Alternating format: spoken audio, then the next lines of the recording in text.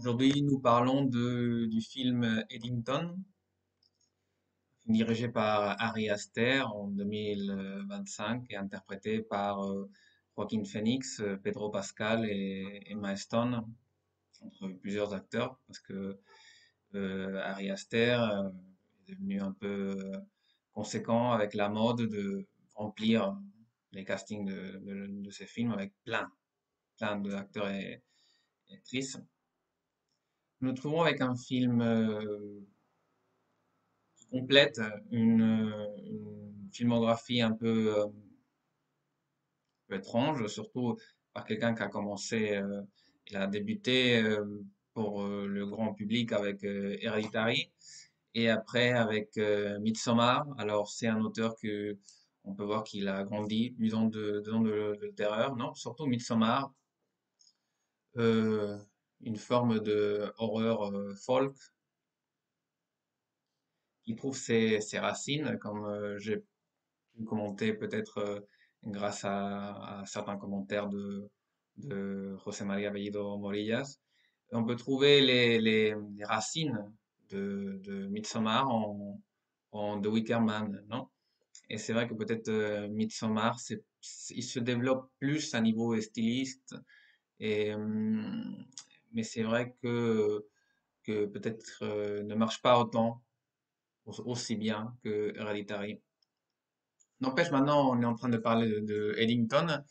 Et, je pense que c'est un film qu'il n'aurait pas pu se projeter dans un moment plus idéal, après la mort de Charlie Kirk. Peut-être parce que ça nous montre certaines de nos faiblesses.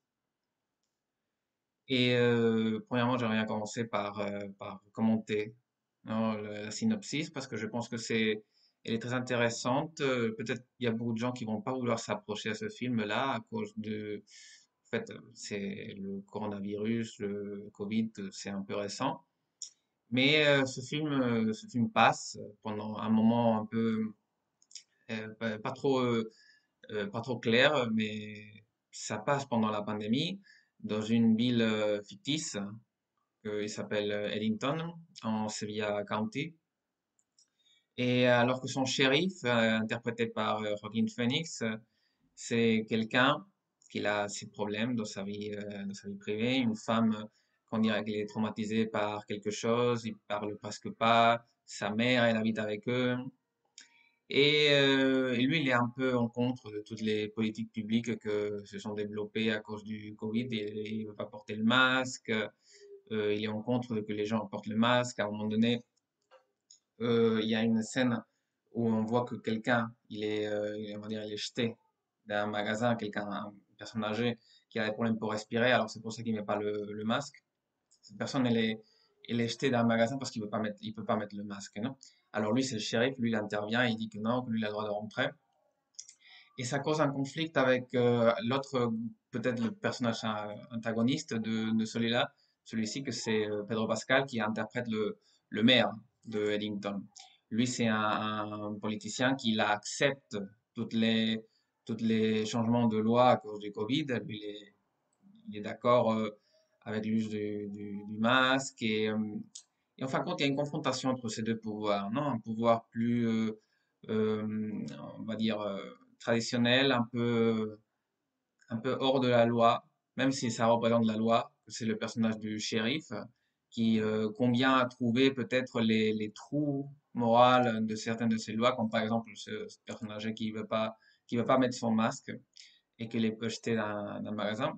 Quand est-ce que Pedro Pascal, il est plus pour la bureaucratisation, pour l'administration, la gentrification. Et comme ça apporte de l'argent dans la ville, bah, il a le soutien des gens. Il paraît qu'il y aurait eu une histoire derrière ces deux personnages, une histoire qui concerne la femme du shérif, mais on va pas rentrer en beaucoup de détails. La question, c'est que c'est peut-être pas autant un film euh, comme la critique il a pu dire. C'est pas autant un film sur le coronavirus, sur la peur ou sur le conspirationnisme. Je pense que c'est plus un film sur les petites luttes quotidiennes qu'on a contre le pouvoir et on va dire un peu notre réaction à cette soumission. On n'est pas à l'aise à cette soumission. Le personnage de Joaquin Phoenix, il n'est pas à l'aise avec cette soumission. Un peu comme une serpent qui se retourne sur soi-même. Et les circonstances sont dures, non? À un moment donné, pendant la promotion du film, ils ont utilisé on va dire une image, donc ça correspond à une photographie de David Wojnarowicz. Et c'est une image où on voit trois bouffalots qui tombent par un précipice, non? Qui se jettent par un précipice, non? Vous voyez, c'est celle-là. Vous voyez, je montre, comme ça je ne suis pas obligé à éditer le vidéo. Alors, à vrai dire, il y a eu beaucoup d'interprétations de cette image. Non, mais à vrai dire, c'est pourquoi pourquoi se jeter? Non, Buffalo, pourquoi il allait se jeter? Non, alors, une espèce de cause inconnue. Et dans ce film-là, on voit qu'il y a beaucoup de causes inconnues par certains personnages qui développent un chaos qu'à la fin, ils retournent contre eux, un chaos transversal, non? N'empêche qu'on peut trouver beaucoup on va dire, de points que je pense que c'est ici où la plupart de la critique a mis sa vue on va dire, dans les topics, hein, dans les points plus reconnaissables de l'histoire récente occidentale. Et nous trouvons par exemple les protestes du Black Lives Matter, récemment, parce que dans récemment, dans les événements du film, la mort de George Floyd, il s'est produit. Ça veut dire que Ellington, que cette ville, elle est, on va dire, victime aussi du chaos produit par les protestes. On peut voir aussi qu'il existe on va dire une caricature, parodie peut-être de l'activisme social plus hypocrite, non, de certaines personnes. À un moment donné, on voit une manifestation de gens qui sont contre la violence policière, contre l'injustice, la discrimination raciale. Et à un moment donné, il y a un clochard qui passe, non, et qui pousse et évidemment, il a besoin de l'aide, non? Et tous ces jeunes qui se manifestent, ils sont pas pour lui aider, non? Ils sont pas capables, même, ils, euh, ils s'éloignent de lui comme s'il était infecté par la peste, non? Une chose comme ça. Et c'est des moments où on voit, évidemment, c'est très explicite, non? Et c'est peut-être ça un des problèmes du film, que quand il veut il veut être une satire, il veut être un reflet ironique de tout ce qui se passe aux États-Unis, mais il part d'une base trop évidente, non? On pourrait dire que ça fait pas longtemps, Noah Hawley, en sa cinquième saison de Fargo, il aurait fait une chose similaire, non? Montrer un peu le radicalisme conservateur américain, mais en le montrant toujours un peu avec la même symbologie, non? Les armes, toujours les armes, non? Et c'est à la fin, ça développe un sens un peu trop évident, c'est trop basique, non? Et après, bah, la droite est montrée comme ça, et après la gauche, elle est montrée comme hypocrite. Et peut-être on attendait de Harry Astor une chose plus subtile, non? Moins évident, plus subversive. Et je pense que le point le plus intéressant du film, c'est cette capacité des personnages de réagir à la soumission qu'on impose sur eux et voir cette lutte interne et externe, non? Et comment l'être, elle a besoin de se réaffirmer d'une certaine façon. C'est ça le but du film. Je crois que ça, c'est une chose qu'elle fait très bien. Aussi, on peut voir qu'il y a une division parce que le film, il dure plus ou moins 2 heures et demie, un peu moins peut-être.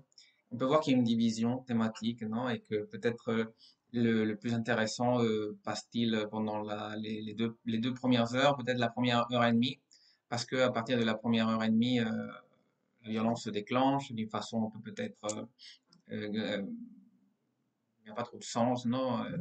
Gratuite peut-être. Je pense qu'il y a des spectateurs ils vont pas savoir exactement tout ce qui se passe parce que ils introduisent plusieurs éléments que peut-être ça aurait pu être fait d'une meilleure façon, un autre genre d'organicité peut-être. Mais je pense que la première heure et demie, c'est une heure et demie de tension, de beaucoup de thèmes qui vont résonner avec leur actualité récente. J'ai parlé du Black Lives Matter, du Covid. Il y a aussi un morceau on va dire, on peut trouver avec tous les cas du MeToo. C'est-à-dire que il y a une mélange thématique de l'histoire récente américaine pour essayer de évidencier les tensions qui existent entre tous les acteurs à un niveau social. Mais je pense que ce n'est pas la direction qui devrait prendre Ari Aster. N'empêche que je pense que le film, que j'ai bien aimé le film, même s'il a ses erreurs, je pense que ça ne devrait pas être là la direction du directeur. Je pense que Ari Aster, il est à l'aise dans l'horreur. Je pense que les gens, ils attendaient plus un retour vers Midsommar. Il y a des éléments d'horreur dans ce film, mais ce n'est pas un film d'horreur, c'est plus une satire sociopolitique, non? Parce que nous avons un peu de tout et à la fin un peu de rien aussi. C'est un peu ça, peut-être que ça fait que Ari Aster, que par contre, je sais pas exactement comment ça a marché ce film-là au niveau économique. Je sais que le dernier, que c'était Boys Afraid, aussi interprété par Joaquin Phoenix. Je sais que ça n'a pas marché économiquement, mais que quand même, la producteur, non, A24, il avait décidé d'avoir confiance en lui pour ce nouveau projet. Et je sais pas, moi je pense que c'est pas un film qui va marcher économiquement. Je pense qu'il a coûté cher et probablement s'il réussit à récupérer, euh, c'est peut-être parce que ça n'a pas été excessivement cher, mais pour tout ce qu'on voit, je pense que c'est peut-être un peu trop parce qu'il y a des scènes d'action qu'ils sont bien tournées, mais tu te demandes si c'était vraiment nécessaire que l'histoire continue vers certains chemins. Non, c'est ça la question qu'on se pose des fois. Que je pense qu'à partir de la première heure et demie, quand la violence se déclenche, quand on voit le sens, et aussi, on voit pourquoi c'est un moment idéal de projeter ce film, ça veut dire avec la mort de Charlie Kirk, parce que ça nous montre aussi comment la dissidence politique peut se ressoudre, non? Avec la violence. C'est triste, mais c'est une chose que le film, le film essaye de construire un bâtiment, un bâtiment narratif autour de tout ça, non? Autour de tout ça. Et ça marche. Je pense que l'histoire de la première heure et demie, ça marche. Et je pense que après le film, il essaye de nous raconter quelque chose un peu différent. Je pense que, à un moment donné, quand tu écris un script, tu arrives à un point où tout ce que tu avais à raconter, tu l'as raconté, mais ça n'a pas été, t'as pas été jusqu'aux dernières conséquences. Ça veut dire, comme dans les films, beaucoup de films de terreur, comme on en a déjà parlé, dans les slashers, dans le film, on essaye de découvrir qui c'est l'assassin. Alors pendant une heure et demie, on a envie de savoir qui c'est. Mais quand on arrive à la résolution, quand on sait, on découvre dans le film qui c'est, le film il nous montre qui c'est, beaucoup de fois on n'est pas complètement satisfait. Je pense qu'on n'est pas satisfait parce que les motifs ne sont pas trop raisonnables, il y a des problèmes logiques de comment lui il aurait fait ça, non?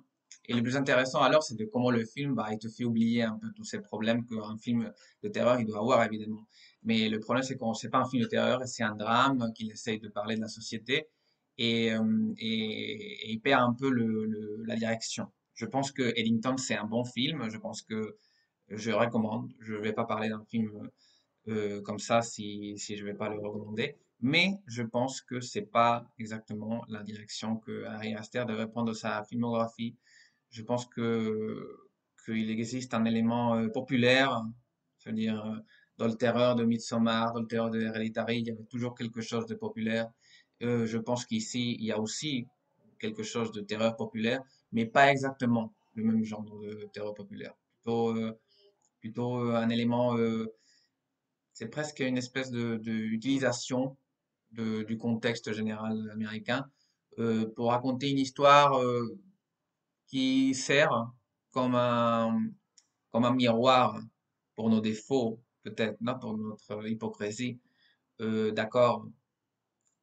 Mais je pense que ça aurait pu être un peu plus court.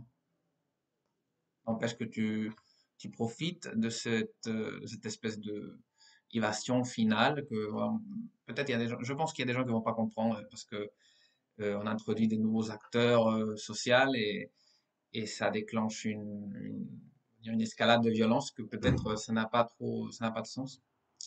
N'empêche, je la recommande. Je pense que c'est des derniers films qui sont apparus dans le panorama cinématographique actuel. Je pense que ça vaut le coup. Il n'y a pas de film parfait. C'est pour ça que je pense que Ari Aster, il devrait reprendre un peu le terreur.